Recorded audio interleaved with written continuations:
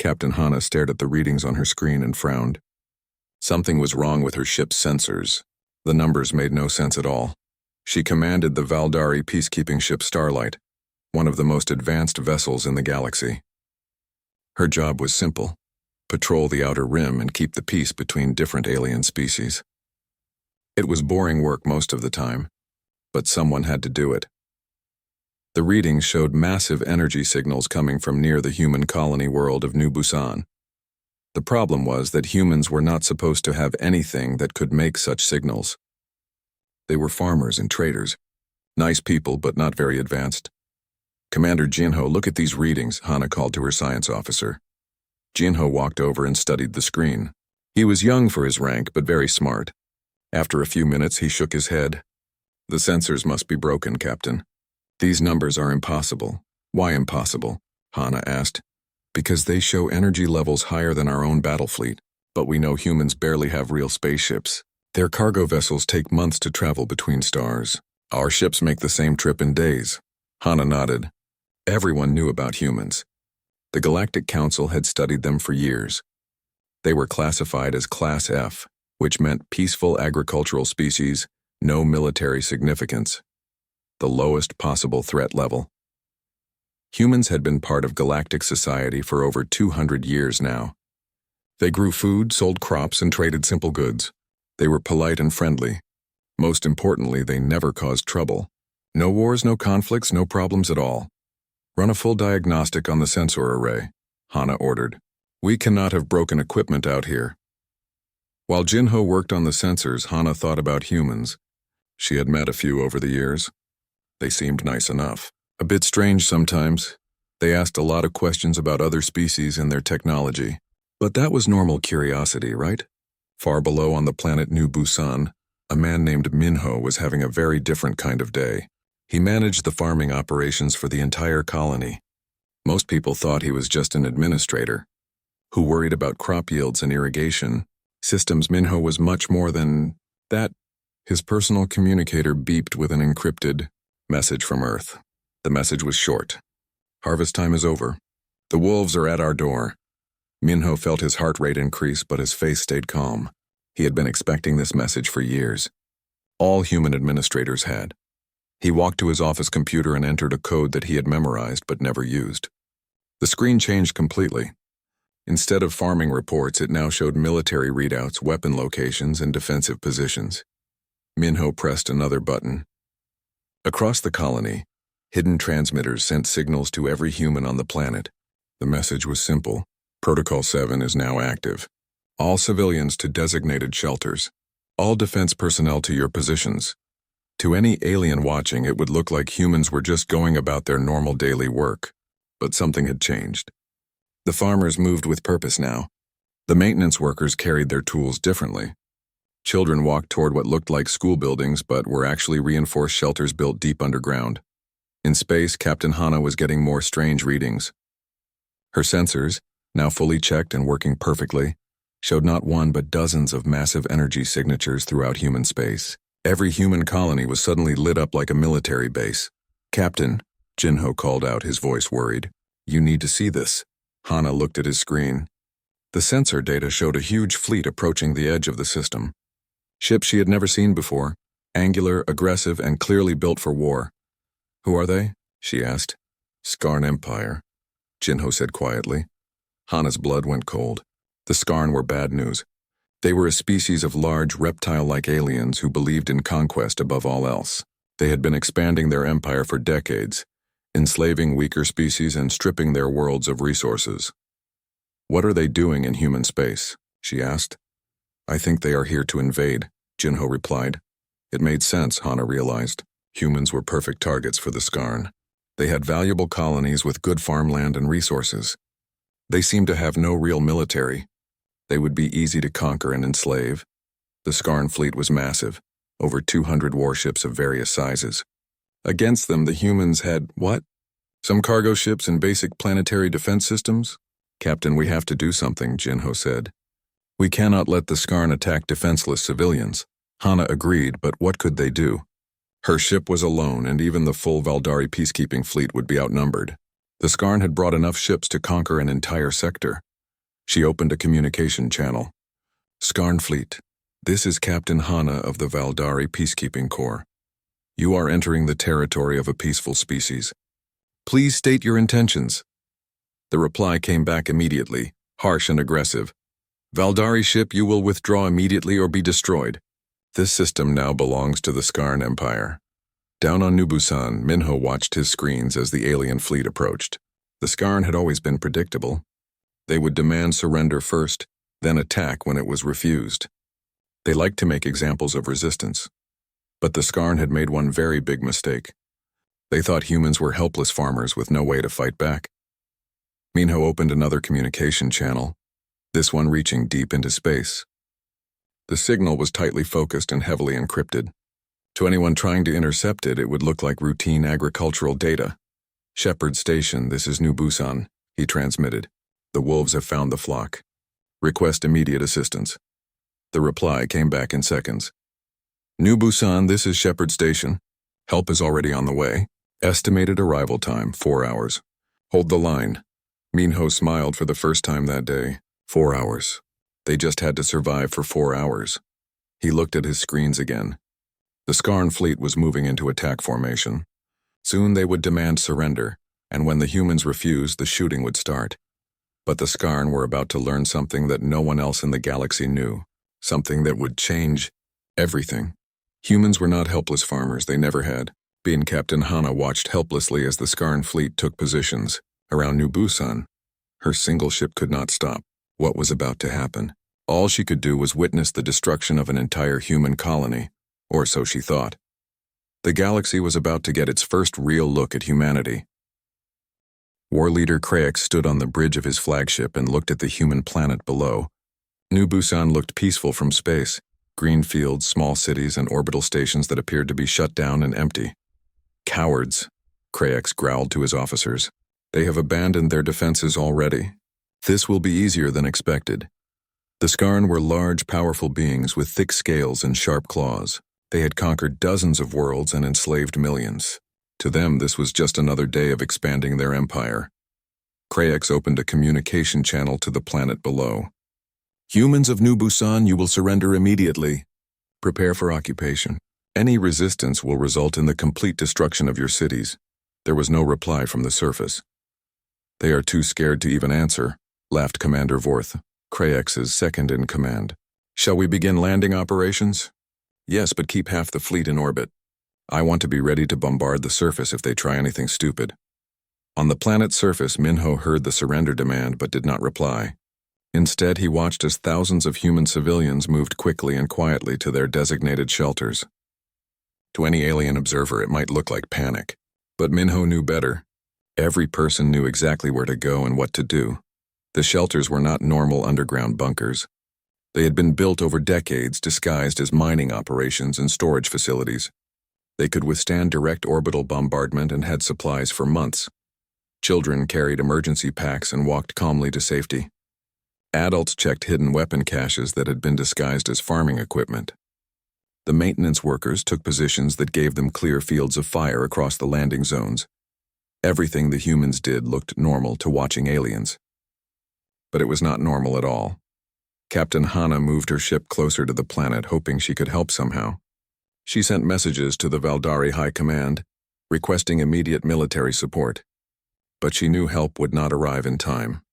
The first Skarn transport ships landed in the main farming areas. Hundreds of alien soldiers poured out, expecting to find terrified humans hiding in their homes. Instead, they found empty fields and quiet buildings. Where are they? Demanded Sergeant Kazak as his squad searched through what looked like a farming village. Probably hiding in the buildings, replied another Skarn soldier.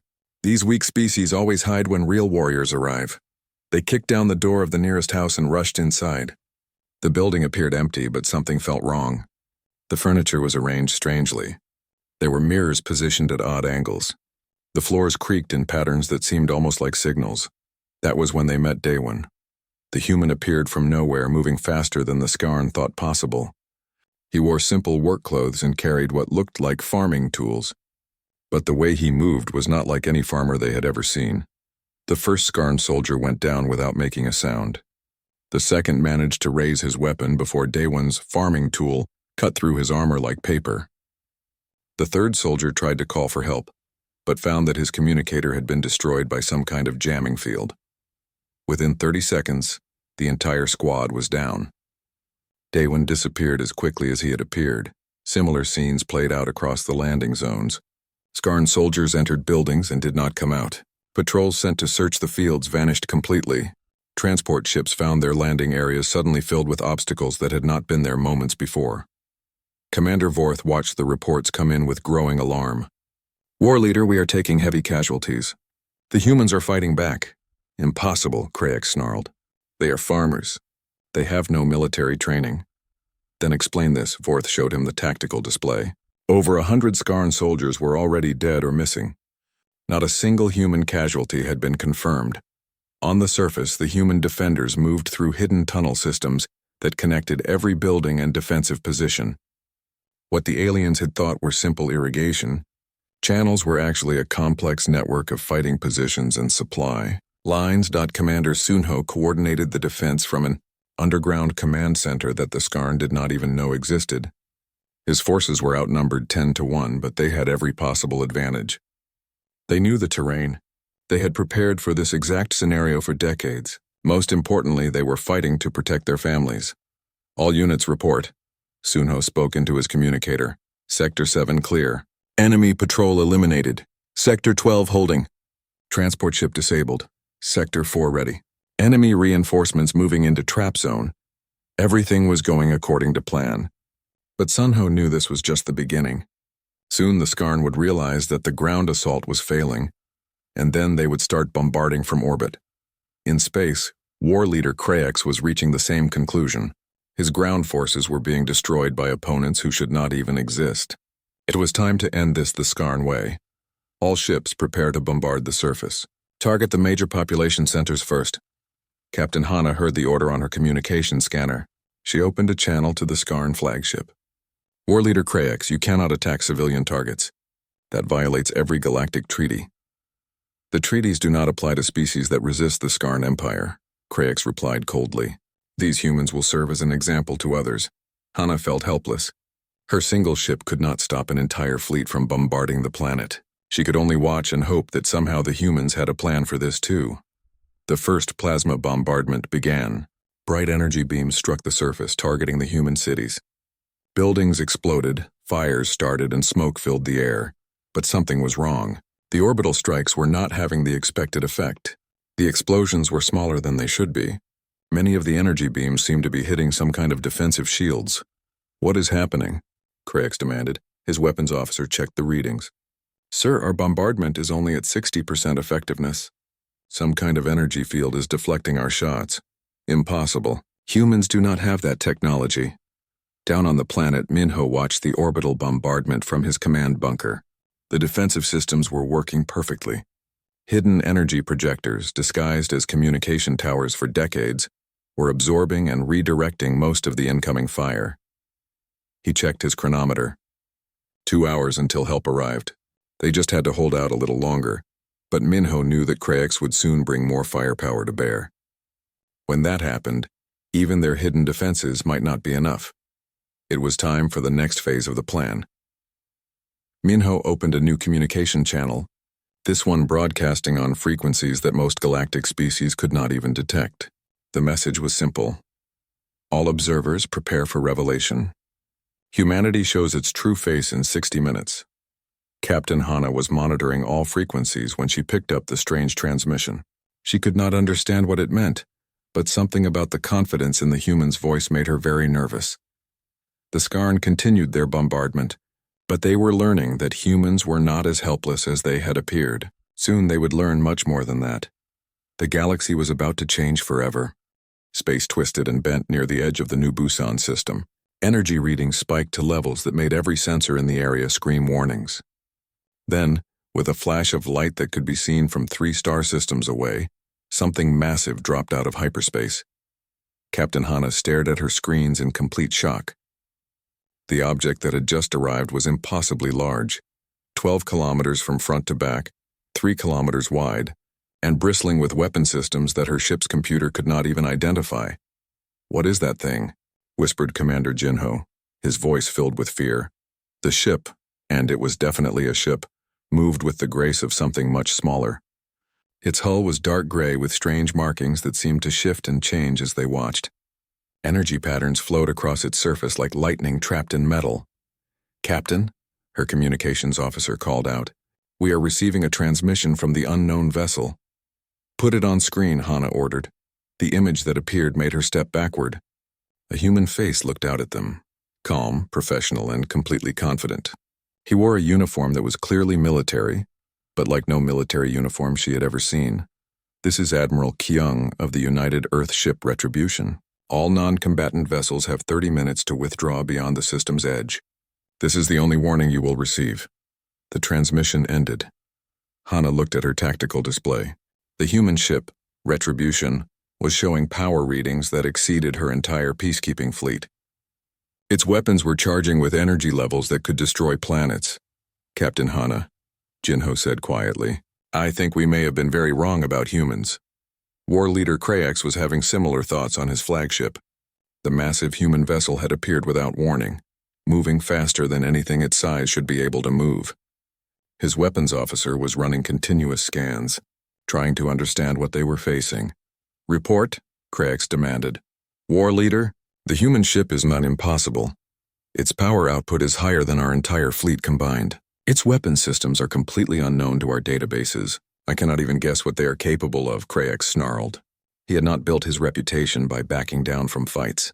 "It is still just one ship against our entire fleet. Prepare all vessels for combat." His communications officer looked nervous. "War leader, we are receiving a transmission from the human vessel. Put it through." Admiral Kyung's face appeared on the main screen. His expression was calm, but there was something in his eyes that made even Kraex feel uncomfortable. "War leader Kraex of the Skarn Empire, you have attacked civilians under the protection of the United Earth Defense Force. Surrender now and your crews will be allowed to leave this system alive." Kraex laughed, but it sounded forced even to his own ears. "Human, you are outnumbered 200 to 1. Your species are farmers and traders. You cannot threaten the Skarn Empire." Admiral Kyung's expression did not change. "You have been misinformed about my species, war leader. You now have 29 minutes to withdraw from this system. Use that time wisely." The transmission ended.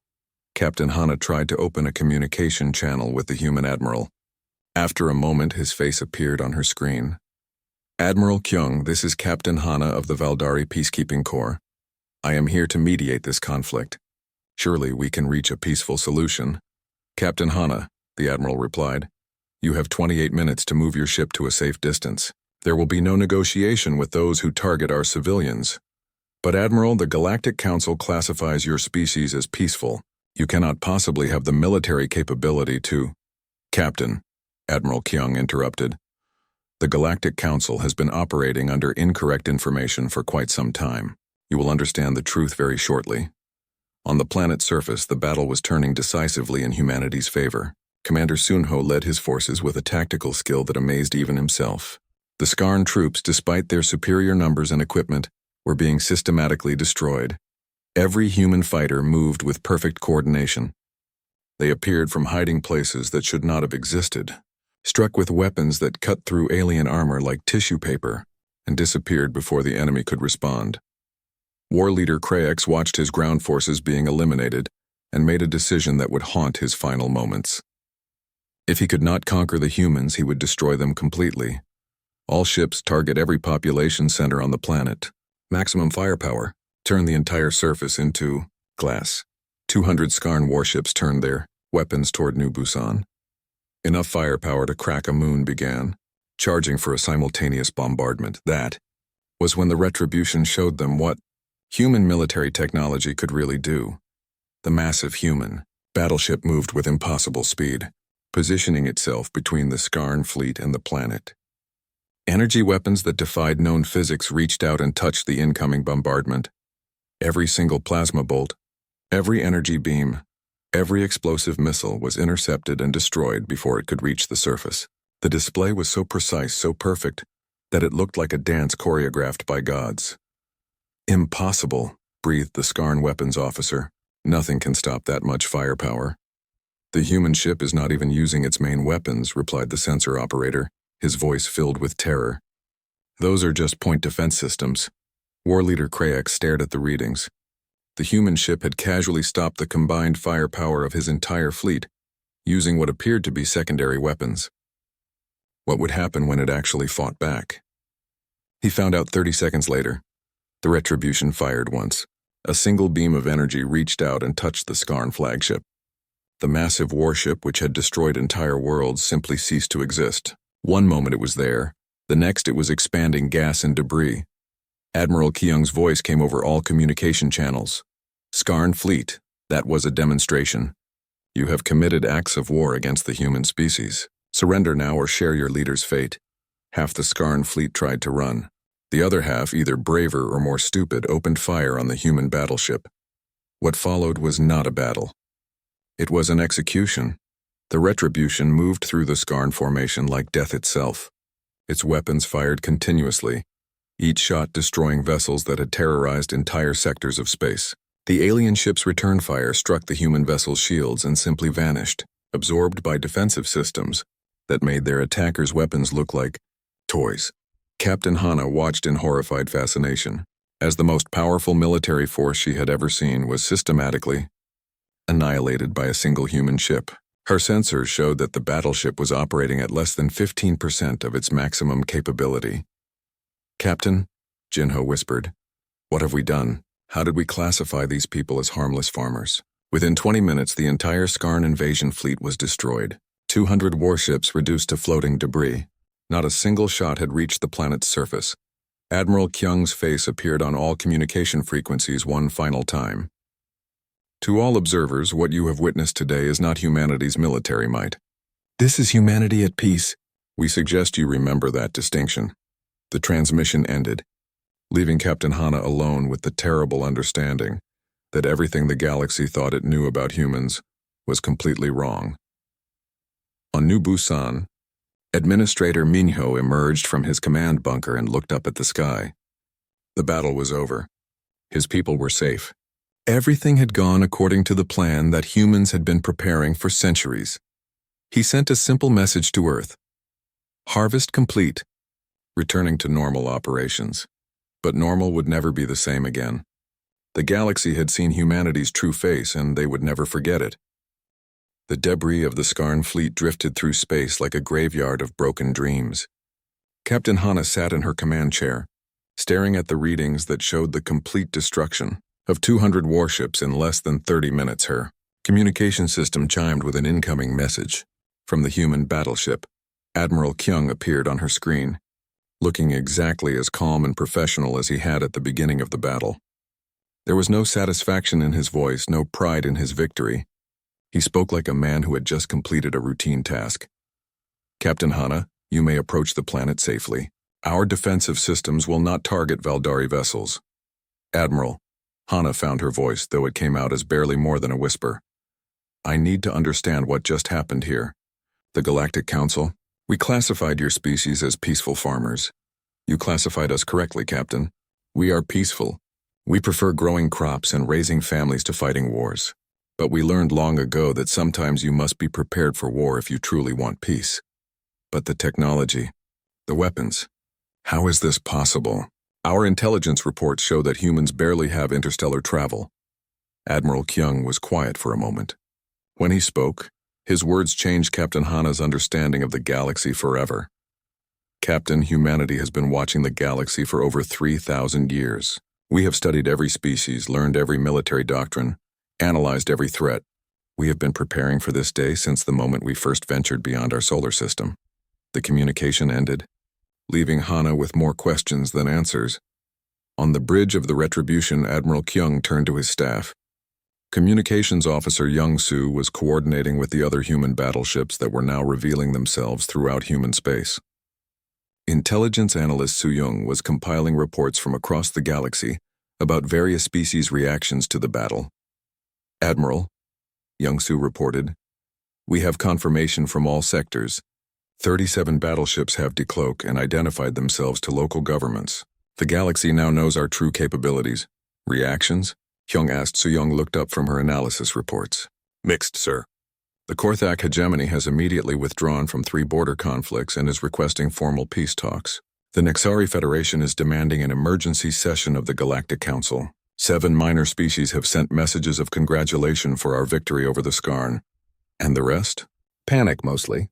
Every major military power is reassessing their strategic positions. Some are calling for immediate alliance treaties with humanity. Others are discussing whether they should try to form a coalition against us. Admiral Kyung nodded. This was all expected. Humanity had run thousands of simulations about what would happen when they finally revealed themselves. Every possible reaction had been planned for. Send a message to Earth Command. Tell them that Phase 1 is complete. We are now moving to Phase 2, diplomatic contact. Down on New Busan, the cleanup was already underway. Human engineers were repairing the damage from the brief Skarn occupation, with efficiency that bordered on the supernatural. Buildings that had been destroyed were being rebuilt using materials and techniques that had been stockpiled for decades. Commander Sunho walked through the main settlement, checking on his people. The human defenders were removing their weapons and returning to their normal jobs. Farmers became farmers again. Maintenance workers went back to maintaining equipment. Teachers returned to their schools, but they all moved with a confidence that had not been there before. For centuries, humanity had hidden its true nature. Now that secret was out and they could finally stand tall. Minho found Sunho near the spaceport watching as normal cargo operations resumed. How many did we lose? Minho asked quietly. 12 wounded, none seriously. 0 killed, Sunho replied. The Skarn lost over 3,000 ground troops. They never had a chance, did they? No, but we had to make it look difficult enough to be believable. If we had crushed them too easily, the galaxy would have realized we were holding back. Minho nodded. Every detail had been planned. Even the human casualties had been carefully staged to make their victory seem earned rather than inevitable. In space, Captain Hana was receiving new orders from Valdari High Command. Her superiors were just as confused and frightened as she was. The entire galactic understanding of military power had just been turned upside down. Captain, her communications officer called out, "We are receiving a priority transmission from the Galactic Council. They are calling an emergency session for tomorrow." Hana was not surprised. Every species in the galaxy would want answers about what they had just witnessed. "There is something else, Captain," Commander Jinho said quietly. "Our long-range sensors are detecting similar energy signatures near every human colony. They all have ships like the Retribution. How many ships are we talking about?" "Unknown. Our sensors can only detect the ones that want to be detected. But based on the readings, hundreds, maybe thousands." The true scope of humanity's deception was beginning to become clear. For centuries, every human trader, every agricultural advisor, every cultural exchange student had been gathering intelligence. They had mapped every military installation, analyzed every weapon system, and identified every strategic weakness in galactic civilization. And all the while, they had been building the most powerful military force in known history. Admiral Kyung received a personal communication from Earth that evening. The message was from President Nayoung, humanity's elected leader. "Admiral, the World Council has voted. You are authorized to reveal the full scope of our capabilities to the Galactic Council. It is time for humanity to take its true place in galactic civilization." Kyung smiled. Humanity had been content to work quietly in the background for centuries. They had learned everything there was to know about their galactic neighbors. They had built defenses that could protect every human world. They had created weapons that made their enemies' most advanced technology look like primitive tools. Now it was time to step into the light. The next day, Admiral Kyung stood before the assembled representatives of 847 galactic species. The Great Council chamber had never been so quiet. Every delegate knew that they were witnessing a moment that would reshape the galaxy forever. "Honorable delegates," Admiral Kyung began, "I am here to formally request that humanity be reclassified from Class F to Class S, strategic deterrent species." The silence that followed was deafening. Council member Taewon of the Nexari Federation finally found his voice. "Admiral, if humanity has possessed this level of military capability for so long, why did you hide it from us?" Admiral Kyung's answer was simple and terrifying. "Because we saw that the galaxy was at peace. We had no desire to disturb that peace with displays of military strength. We are not conquerors, we are gardeners, but every garden must be protected from those who would destroy it. The implications hit every delegate at the same time. Humanity had been watching them all along. Every military secret, every strategic plan, every weakness had been cataloged and analyzed by beings they had thought were harmless farmers. "What do you want from us?" asked the representative from the Zephyrin Collective. "Nothing more than we have always wanted," Admiral Kyung replied. "To grow our crops, raise our families, and trade peacefully with our neighbors. The only difference is that now you know the price of threatening those simple desires." The vote to reclassify humanity was unanimous. Even the most warlike species understood that opposition would be suicide. As the session ended, Admiral Kyung delivered one final message that would be remembered for thousands of years. Humanity has no desire to rule the galaxy. We quite like our quiet lives on the rim, but we have learned that the only way to ensure lasting peace is to be so powerful in war that no one dares to disturb it. The age of humanity's hidden strength was over. The age of acknowledged human dominance had begun. 3 months after the Battle of New Busan, the galaxy had settled into an uneasy new reality. Every major power was rebuilding their strategic plans around a single, terrifying fact. Humanity was the apex predator, and they had been hiding in plain sight for centuries. Dr. Yoonji stepped out of her transport ship onto the main platform of Council Station, the massive space structure that served as the heart of galactic government. She carried herself with quiet confidence, knowing that every eye in the station would be watching humanity's new ambassador. The reactions were immediate and varied. Some species moved aside respectfully, while others stared with barely concealed fear. A few brave souls approached with requests for trade agreements or defense treaties. Yoonji handled them all with the same professional courtesy that had made humans such successful traders for generations. But now everyone understood that beneath that pleasant exterior was the backing of the most powerful military force in known history. Captain Hana waited for the ambassador at the docking platform. Over the past months, she had become humanity's unofficial liaison to the galactic military forces. It was a role she had never asked for, but one that seemed to fit her unique experience as the only non-human to witness the true scope of human capabilities. "Dr. Yoonji," Hana greeted the ambassador. "Welcome to Council Station." "Thank you, Captain Hana. I have heard much about your role in recent events. Humanity appreciates your fair reporting of what happened at New Busan." They walked together through the station's corridors, past representatives of dozens of species who had once seen humans as harmless farmers. Now those same beings watched with careful respect as the two women passed. "Dr. Yoonji," Hana said quietly, "may I ask you a personal question?"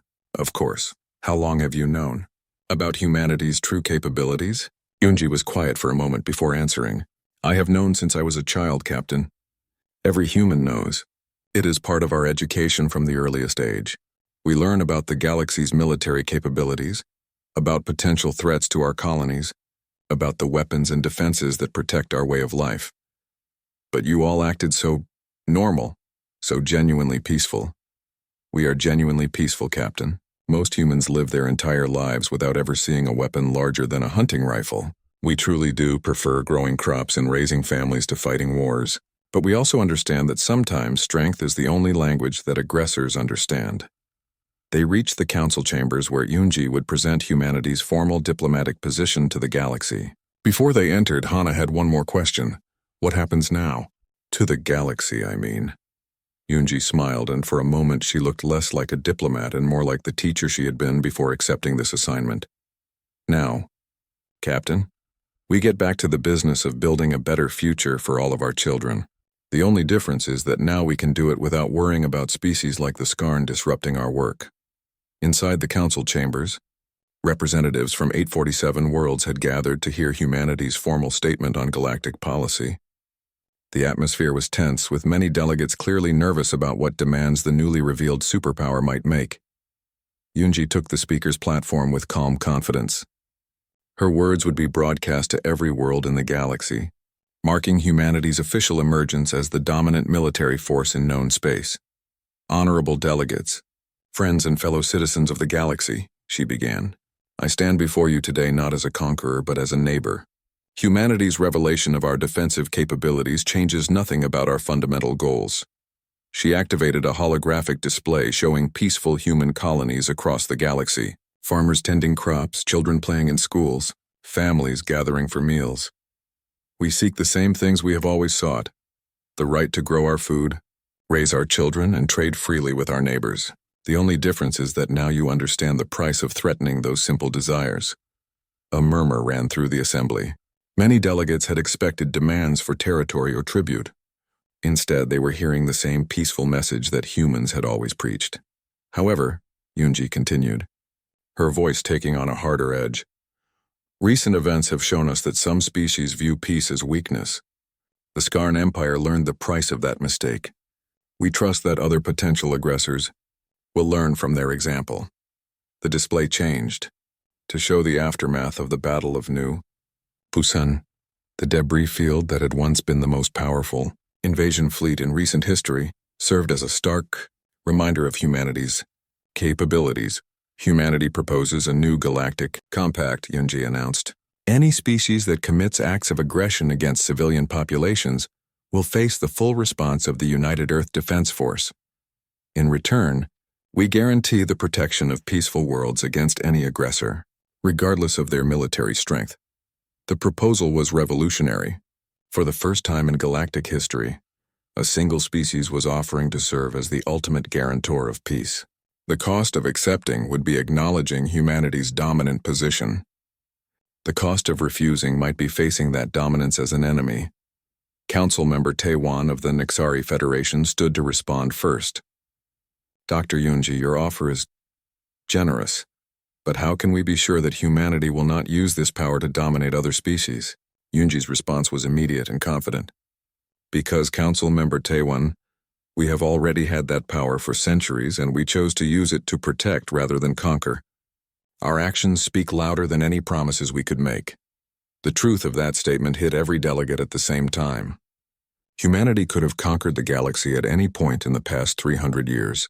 Instead, they had chosen to work peacefully within the existing system, while secretly protecting it from threats that other species could not handle. The vote took 3 days of debate, but the outcome was inevitable. The Human Protection Compact was ratified by a margin of 98.7%. Only the most aggressive species voted against it. And most of those changed their votes when they realized they would be facing humanity's disapproval alone. After the vote, Captain Hana found herself walking with Admiral Kyung through one of the station's observation decks. Through the massive windows, they could see dozens of ships from different species docked at the station's ports. Admiral, Hana said, I have to ask, if humanity has been watching us for so long, what did you learn about my people? About the Valdari? Kyung smiled. We learned that you are exactly what you appear to be, Captain. A species dedicated to keeping the peace and protecting those who cannot protect themselves. That is why we chose to reveal ourselves to you first. We knew you would understand our motivations. And the others? Most species are exactly what they appear to be as well. The Nixari truly are dedicated to scientific advancement. The Zephyrins really do value artistic expression above all else. The Korthak, well, they are aggressive, but they respond well to displays of superior strength. You have files on everyone, don't you? We have files on every species, every government, every military force in the galaxy. We know which species can be trusted with advanced technology and which cannot. We know who seeks peace and who seeks conquest. We know because we had to know. The survival of our children depended on that knowledge. They stood in comfortable silence for a while, watching the ships come and go. Finally, Hana spoke again. What happens to people like me now? Peacekeepers who are no longer needed because humanity has taken over that role? Admiral Kyung turned to face her directly. Captain Hana, humanity cannot be everywhere at once. We need partners, species and individuals who share our commitment to protecting the innocent. The Valdari Peacekeeping Corps will be more important now than it ever was before. How so? Because now you have the backing of the most powerful military force in the galaxy. When you tell an aggressive species to stop their attacks, they will know that refusing means facing humanity's response. You will have the authority to actually keep the peace. The new galactic order began to take shape over the following months. Aggressive species found their expansion plans suddenly blocked by the threat of human intervention. Border conflicts that had simmered for decades were resolved overnight, when both sides realized that escalation might bring unwanted attention from Earth's battleships. Trade flourished as merchant ships could travel safely under humanity's protection. Scientific research accelerated as species shared knowledge without fear that it would be used against them. Art and culture spread freely across the galaxy as the threat of conquest faded. On New Busan, Administrator Minho returned to his agricultural reports. The crops were growing well this season, and the colony had received orders for grain shipments to 17 different worlds. It was exactly the kind of quiet, productive work that humans had always preferred. But now, when Minho's transport ships carried grain to distant worlds, they did so under the protection of the most feared military force in galactic history. When human children played in the fields of New Busan, they played safely under the watchful eyes of weapons that could destroy entire fleets. The galaxy had learned the truth about humanity. They were gardeners who tended their plots with infinite care, farmers who wanted nothing more than to watch their crops grow in peace.